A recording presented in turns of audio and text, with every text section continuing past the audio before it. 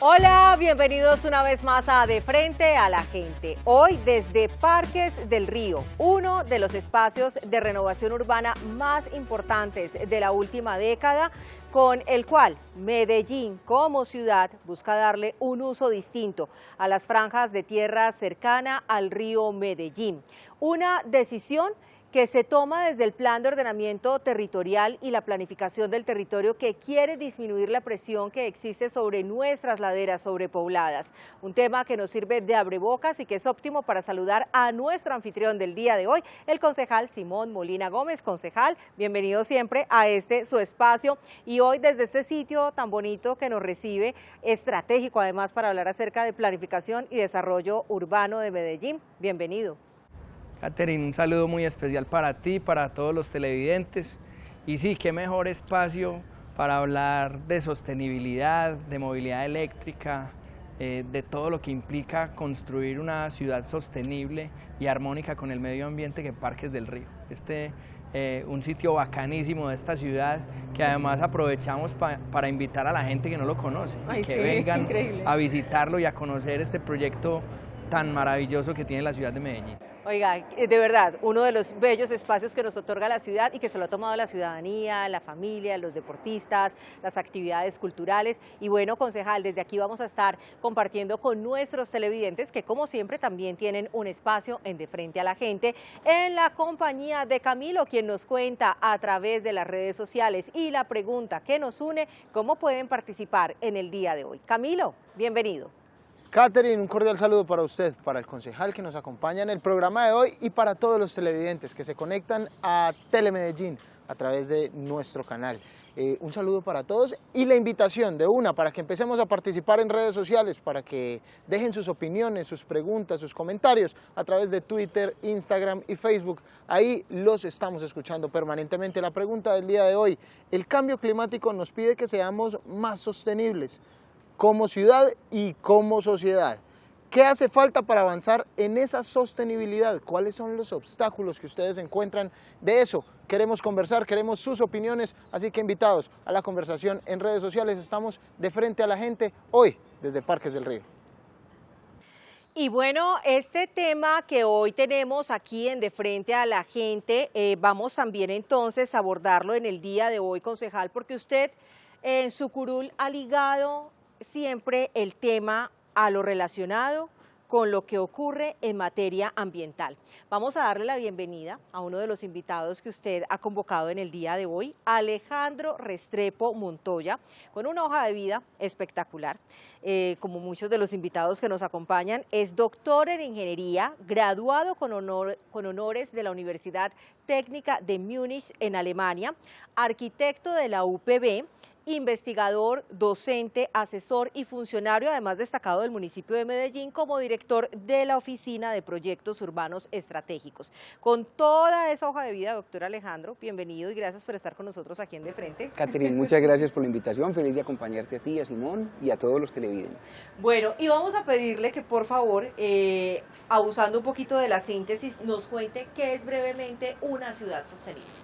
Una ciudad sostenible es una ciudad que no compromete los recursos del futuro para que las generaciones siguientes puedan disfrutar de cada uno de los espacios, desde la condición ambiental, desde la condición geográfica, topográfica, desde la calidad del aire, y una ciudad planificada para que se siga desarrollando durante los próximos años de una manera coherente con el sentir de los habitantes de cada contexto. Concejal Simón Molina, su perfil profesional también está ligado a todo este tema del desarrollo de lo ambiental, candidato a doctor en Gobierno y Política Pública de la Universidad Católica en Córdoba de Argentina, y también toda esa experiencia se reúne con el máster en Gestión Sostenible de la Universidad de España, magíster en Sostenibilidad de la Universidad Pontificia Bolivariana. Hablemos también de esas inquietudes que lo han llevado a poner este tema como protagonista en la corporación.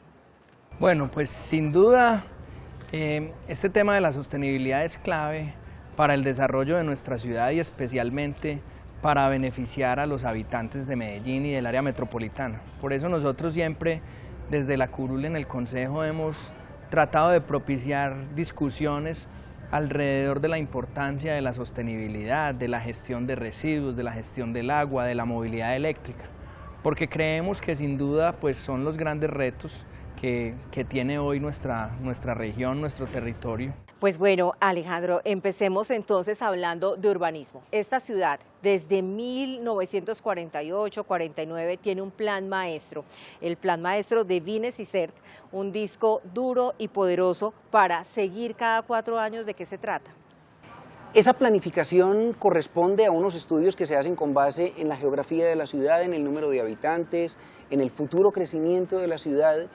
Y como tú muy bien lo dices, Katy, Paul Lester Vine y José Luis Sert en aquel momento miraron cómo la estructura geográfica de la ciudad debería incidir en los procesos de planificación. Así que es un mapa trazado a muchos años para que el desarrollo futuro de la ciudad esté acorde con sus condiciones topográficas, con las necesidades sociales y con la localización de algunos usos y criterios en la ciudad, de la industria donde se pone, la vivienda, las vías, los futuros planes de desarrollo, y aún hoy la ciudad sigue remitiéndose de manera constante y permanente a aquel estudio y aquel plan urbano que desarrollaron Vine y Sert a mediados de la década de los 40 del siglo pasado. Hágame el favor, desde allí tenemos esa hoja de ruta. La planificación, las herramientas como el POT metropolitano, sus herramientas específicas, concejales, movilidad, desechos, etcétera, también, ¿cómo se articulan con estas hojas de ruta? Se trata adicionalmente de cómo pensar nuestra ciudad en materia de la prestación de los servicios públicos, de la gestión del agua, de cómo llevarle agua potable a nuestros ciudadanos, de cómo resolver los problemas de saneamiento básico, de cómo organizar hoy para mí uno de los problemas, Alejo, más importantes que tienen los grandes centros urbanos, y es la gestión de sus residuos.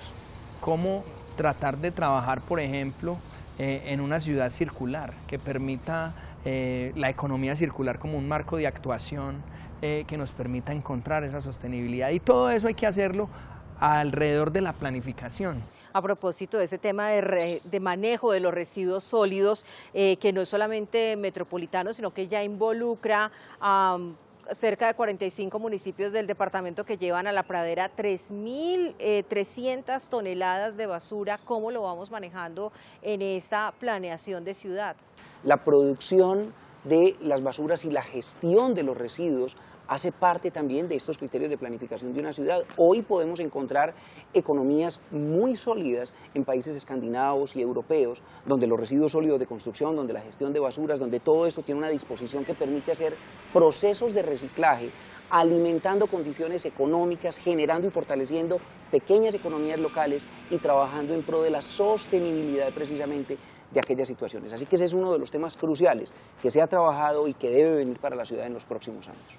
El otro gran desafío, concejal, es la movilidad. Colapsamos en infraestructura, en integración, en un desarrollo más acelerado de la línea del metro, ¿o cómo lo está viendo usted? Una verdadera ciudad sostenible, Alejo, tiene que tener un sistema de transporte público integrado, eficiente, que le permita a los ciudadanos moverse rápidamente y fácilmente entre los diferentes sitios de la ciudad, y creo que Medellín y el área metropolitana en general han trabajado muy bien en ese sentido. Que estamos en el camino, Simón, pero aún nos falta. Y aunque hemos hecho muy bien la tarea de manera ininterrumpida, incluso desde el siglo pasado, el metro recuerdo que se inauguró en diciembre de 1995 y ese ha sido uno de los sucesos más importantes para la movilidad de nuestra ciudad desde hace casi 25 años, pero aún nos falta, es decir, las líneas del tranvía, debemos plantear nuevos sistemas de transporte sostenible, mirar cómo la ciudad se va articulando en términos de peatonalización, en términos de ciclorrutas y en términos del transporte público eléctrico que debe seguir conectando la ciudad con los cables, con el tranvía, con el metro, y que debemos seguir insistiendo en esa situación. Es decir, lo estamos haciendo, pero aún nos falta y tenemos que llegar a unos topes de movilidad que internacionalmente sitúe a la ciudad como una de las más sostenibles en tema de transporte público. Y a propósito de la población, hablemos de vivienda, la calidad, los costos, la ubicación. ¿Qué estamos haciendo en materia de vivienda para también cumplir con esos desafíos que tenemos en materia de sostenibilidad, concejal? Bueno, la ciudad en eso sí que tiene grandes retos, especialmente por el crecimiento desordenado que ha tenido la ciudad en las zonas de ladera, lo cual nos ha traído muchos problemas para poder llevar bienes y servicios a esas comunidades. Y creo que en ese sentido, pues, Alejo nos puede hablar mucho sobre la importancia de la densificación para poder construir una ciudad sostenible, de la renovación urbana, y de encontrar nuevos modelos también de vivienda que permitan satisfacer y resolver ese déficit tanto cuantitativo como cualitativo de la vivienda en la ciudad. Y creo que Alejo en eso sí que es un gran experto. Su tesis doctoral es alrededor de la vivienda de interés social y creo que ahí nos puede contar mucho cómo podemos mejorar y resolver ese problema en la ciudad. Y el tema de la vivienda está ligado al tema urbano, obviamente, es decir, hay un contexto sobre el cual se localiza la vivienda. La ciudad ha venido creciendo de manera formal e informal y muchas veces la informalidad supera las condiciones y los criterios de la formalidad y por lo tanto se ha venido extendiendo a ocupar diferentes suelos que no alcanzan a estar cobijados por sistemas de transporte, educación y otros servicios. Tenemos una gran oportunidad en la ciudad en los próximos años. Si se redensifica, como Simón lo ha planteado muchas veces, y aquí lo acaba de plantear, centralidades urbanas, es decir, nuestro centro urbano, el centro de Medellín. Si se redensifican algunos barrios, si se compacta más la ciudad y si a la vivienda se le ofrecen los servicios alternos del comercio, del transporte público, de espacios residenciales combinados con temas de trabajo, oficinas y demás, esa redensificación podrá generar frutos muy interesantes en los próximos años en la ciudad y es una tarea que ya se ha comenzado y que también se debe fortalecer. Y en este momento de cierre, qué rico aprovechar en este diálogo entregándole una conclusión a nuestros televidentes, donde se puedan llevar en un minuto esos logros, pero también esos desafíos que tenemos como ciudad. Tenemos que combatir un fenómeno como el cambio climático y tenemos que cada vez más preparar a la ciudad, tanto en aspectos de mitigación como de adaptación al cambio climático, liderar iniciativas de esas. Y creo que lo más importante es poder conectar esos ejercicios de planificación que se han hecho durante tantos años y de manera tan juiciosa con la realidad y convertir esa planificación en la realidad de la ciudad. Así es, Medellín ha hecho un trabajo muy interesante desde el punto de vista social, arquitectónico, urbanístico, en temas de transporte público, que ha sido reconocido internacionalmente y nosotros como ciudadanos efectivamente lo hemos visto. Pero hay que seguir redescubriendo a través de la topografía original y de la geografía original todos aquellos factores naturales que han conformado la ciudad y restituir naturalmente de la mano del aumento del espacio público conectado en la ciudad aquellos espacios que aún podemos generar, seguir conectándola con transporte público, seguir desarrollando multiplicidad de actividades en diferentes lugares y complementar cada una de esas acciones con nuevas viviendas. Ahí está la ciudad del futuro. Alejandro, muchísimas gracias. Concejal, ya continuamos nosotros, pero mientras tanto nos vamos con Camilo, quien está en compañía de los ciudadanos y los televidentes, atendiendo todas las inquietudes y comentarios que llegan además por nuestras redes sociales, donde ustedes también tienen un espacio. Catherine, seguimos invitando a los televidentes a que participen a través de las redes sociales y ya tenemos sus opiniones. La pregunta, ¿el cambio climático nos pide que seamos más sostenibles como ciudad y como sociedad? ¿Qué hace falta para avanzar en esa sostenibilidad? ¿Cuáles son los obstáculos? Nos responde aquí a través de Twitter Jorge Cardona, dice, la cultura es el principal obstáculo. Creer que ese tema no es con nosotros y quedarnos con las cosas como siempre lo hacemos. No apostarle al cambio es el principal obstáculo, nos dice Jorge Cardona. También el señor Alirio Valle dice, falta que la respuesta sea a nivel de país, de ciudad, y así llegar a los ciudadanos, más movilidad sostenible, más enfoque de aprovechamiento de residuos, más comunicación, mantener el tema sobre la mesa. Es la opinión de los televidentes en las redes sociales, porque aquí la conversación no para y siempre los estamos escuchando. Ya regresamos en De Frente a la Gente.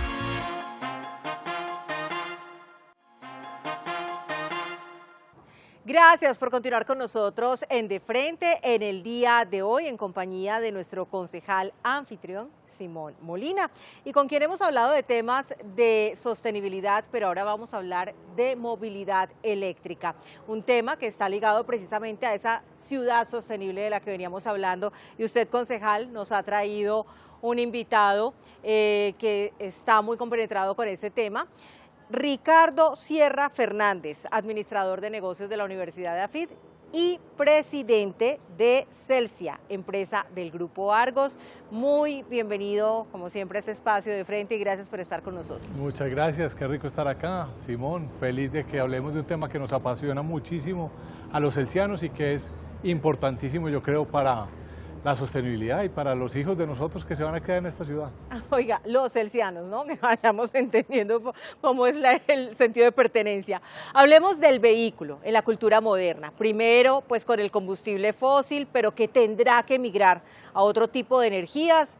Principalmente pues tenemos en el ojo la eléctrica. ¿Cómo vamos en materia de conseguir otras fuentes para promover obviamente la movilidad que, aunque tengamos unas alternativas, la caminabilidad, la bicicleta, etcétera, indiscutiblemente tendremos que tener cómo mover los vehículos?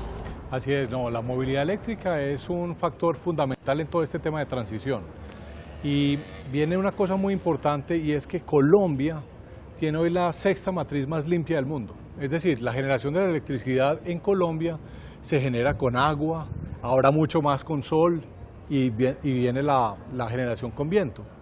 Entonces, Colombia está posicionada espectacular para hacer la transición a una movilidad de petróleo, de gas, a una movilidad eléctrica completamente usando fuentes renovables, que es lo bonito del tema. Concejal, la accesibilidad de este tipo de energías que son limpias, hoy vemos por ejemplo que hay muchos vehículos que seguramente nos ofrecen esa posibilidad de ser amigables con el medio ambiente, pero los costos todavía siguen siendo elevados para la media de la población. Bueno, indudablemente que hay, digamos, diferencias de precio entre los vehículos eléctricos y los vehículos convencionales. El país ha avanzado con la ley de movilidad eléctrica que permite, digamos, hacer ciertos descuentos a algunas cosas, a los impuestos de los vehículos.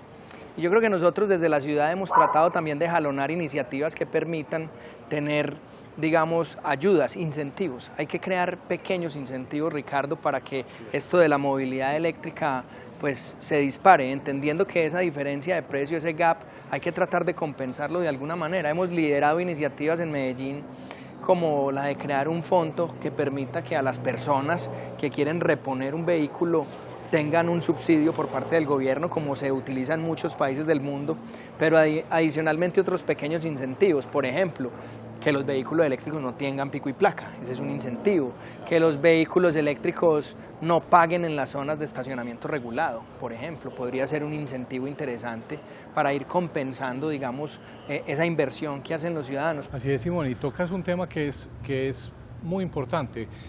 El incentivo va a eliminar un costo oculto, y es que en Colombia hay unos estudios, casi 20.000 personas al año mueren por calidad del aire, y el 1,5% del PIB se pierde en problemas de calidad de aire. Si uno llevara eso a Medellín, Simón, hablaríamos de que Medellín le cuesta la calidad del aire a Medellín, que es de las malitas, ¿no es cierto?, le cuesta más de 2 billones de pesos al año. Entonces, si la ciudad da incentivos, como los que has mencionado, para que la gente haga ese tránsito a la movilidad eléctrica, lo que estamos evitando es un problema de salud pública. Entonces es reemplazar un costo por un incentivo que finalmente se va a pagar y multiplicar en el largo plazo. Ahora, una cosa ahí como muy importante mencionar, y es que ahí estamos hablando un poco desde la movilidad eléctrica, desde el transporte individual, digamos de los vehículos, las motos, pero el papel también tan importante que tiene hoy el transporte público eléctrico. Medellín ha venido haciendo esfuerzos importantes, se compró una flota de buses eléctricos importantes, pero tenemos que seguir caminando decididamente hacia eso. Contanos un poco de cómo ves vos también todo el tema del transporte público eléctrico alrededor de Colombia, alrededor del mundo, algunas experiencias y todo lo que podamos hacer para poder desarrollar con muchísima más fuerza, digamos, este tema. Sí, Medellín tiene, pues yo creo que hemos sido pioneros en movilidad eléctrica. Es que el metro es pues el gran movilizador, ¿no es cierto? Y es eléctrico, eso es una dicha. Pero fuimos los pioneros en los 64 buses eléctricos y ahí nos quedamos. Y yo les cuento pues que Bogotá nos cogió una ventaja a la marcha. Nosotros, por ejemplo, que somos un jugador chiquito, nos trajimos 200 buses eléctricos, un patio de carga que puede cargar los 200 buses en automático, o sea, simultáneamente. En Bogotá están pasando unas cosas impresionantes en movilidad eléctrica y aquí nos quedamos. Tenemos el gran reto como ciudad de recuperar ese camino y esa visión que teníamos y ese liderazgo, ¿cierto? Además también porque Creo que la ciudad tiene dos actores importantísimos que pueden ayudar a jalonar esto, Celsia, por supuesto, y EPM, que también es la empresa del municipio que tiene que ser un actor mucho más importante y más potente en todo esto. El metro, que tiene los Metro Plus, por ejemplo, como en el sistema, irlos electrificando poco a poco, eso daría una ventaja enorme. El 80% de las emisiones de transporte la produce no el vehículo liviano, ni la moto, sino el que la produce es el vehículo de transporte público, el bus y los de carga.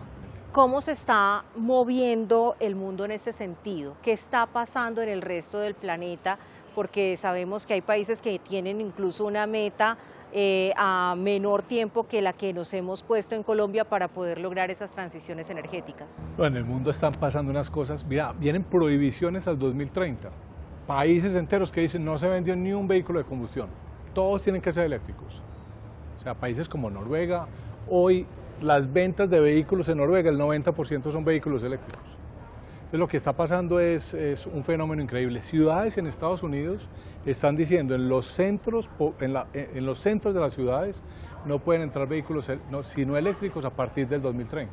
Entonces se están empezando a generar unas presiones enormes por ese tránsito. No, y para complementar un poco lo que dice Ricardo, a nivel mundial vemos avances muy grandes. En el mundo circulan aproximadamente 1.500 millones de vehículos, pero ya 16 millones de ellos son vehículos eléctricos o híbridos.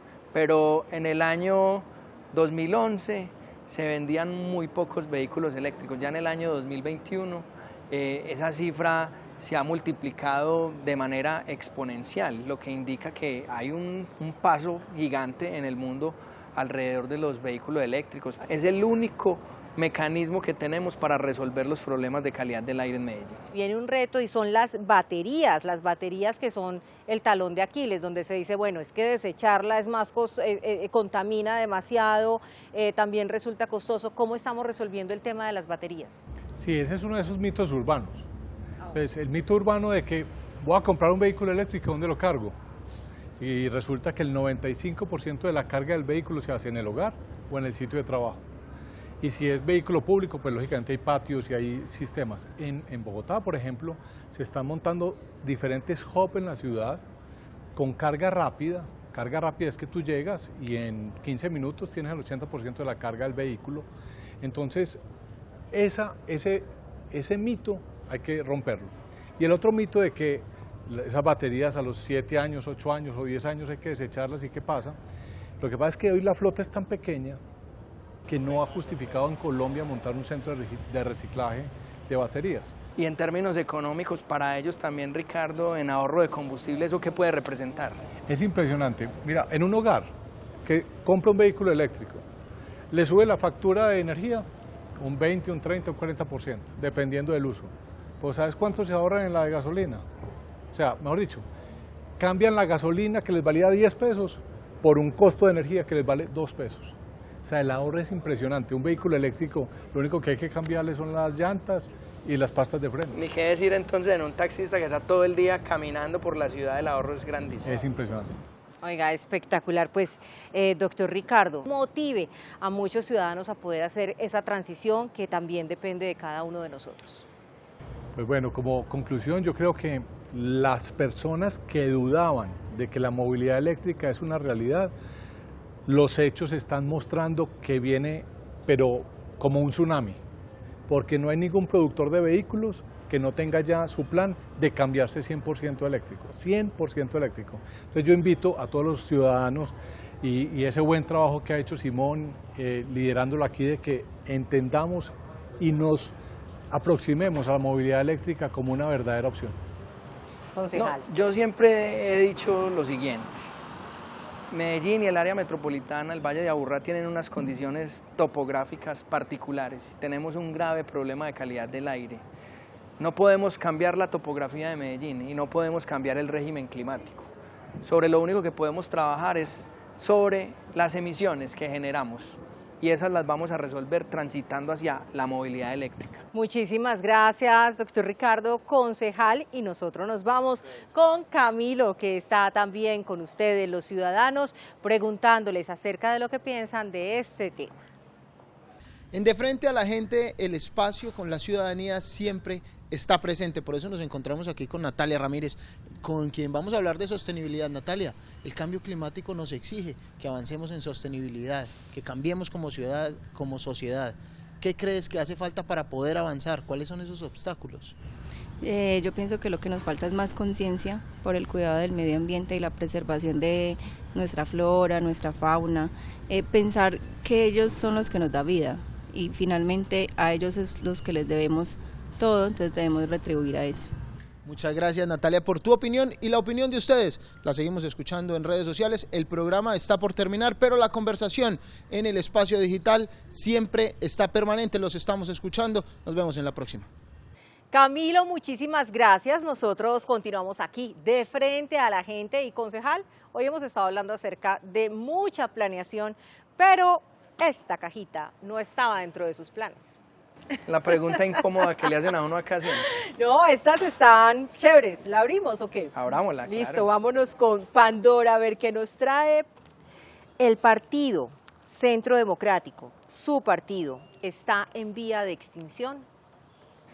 Yo creo que el partido ha tenido un revés electoral que es evidente en las elecciones de Congreso y ahora pues no pudo consolidar un candidato a la presidencia. Venimos de un gobierno del partido y pasar a ni siquiera tener un candidato fuerte indica que por supuesto hay una desconexión con los ciudadanos que el partido tiene que entender, que tiene que analizar y que tiene que modernizarse y tiene que tratar de tomar decisiones que le permitan conectarse nuevamente con los ciudadanos. Pues bueno, concejal, así vamos llegando al final de este espacio De Frente a la Gente, agradeciéndole como siempre el haber estado con nosotros. Muchas gracias, Catherine, y un saludo muy especial como siempre a los televidentes. Bueno, y a ustedes, queridos televidentes, también dejarles el mensaje. El país, como la ciudad, después de este proceso necesita una pausa. Reencauzar toda esa energía de las campañas y las disputas para que juntos construyamos una nueva patria, donde todos quepamos. Esa es la consigna. Nosotros nos vemos en un próximo De Frente a la Gente y continúen con la programación de nuestro canal.